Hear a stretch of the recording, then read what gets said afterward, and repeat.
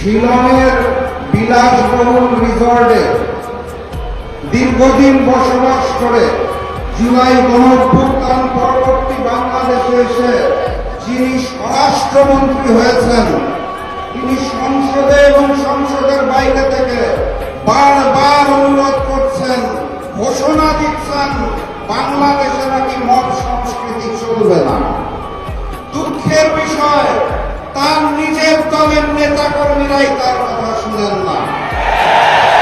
গতকালকে দেখলাম ঢাকা বিশ্ববিদ্যালয়ে শাহবাগে থানার মধ্যে ডাকসু নেতৃবৃন্দ, শিবির নেতৃবৃন্দ, এমনকি সাংবাদিকদের উপরে রাষ্ট্রীয় হামলা এবং রাষ্ট্রীয় মব করা হয়েছে। স্বরাষ্ট্রমন্ত্রী মাননীয় স্বরাষ্ট্রমন্ত্রীর কথা বলেছেন, ছাত্রের জায়গায় ছাত্র আছে, লীগের জায়গায় দল হয়ে গেছে। যুবর জায়গায় যুব ঠিকই আছে, লীগের জায়গায় দল হয়ে গেছে।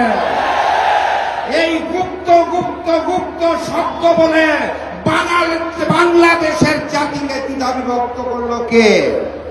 আমি জানতে চাই, কে সেই ব্যক্তি যিনি গুপ্ত গুপ্ত বলে আমাদের মধ্যেই দ্বিধা ছড়িয়ে দিল?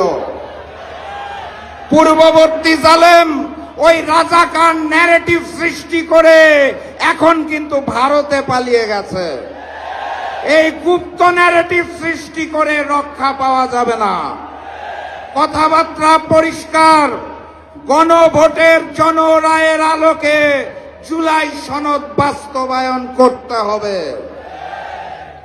সংসদে নেতৃবৃন্দ কথা বলছেন আমাদের পক্ষে, 11 দলের আমরা আছি রাজপথে, ঠিক তো নাকি? যদি না হয় সংসদে, সমাধান হবে রাজপথে। প্রস্তুত আছেন?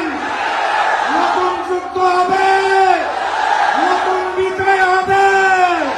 নারায়ণ থাকবে, নারায়ণ থাকবে। দেখা হবে রাজপথে, স্লোগানে, মিছিলে, সংগ্রামে নতুন বিজয়। ভিডিওটি ভালো লাগলে চ্যানেলটি সাবস্ক্রাইব করুন এবং ভিডিও সবার আগে পাওয়ার জন্য বেল বাটনটি বাজিয়ে দিন।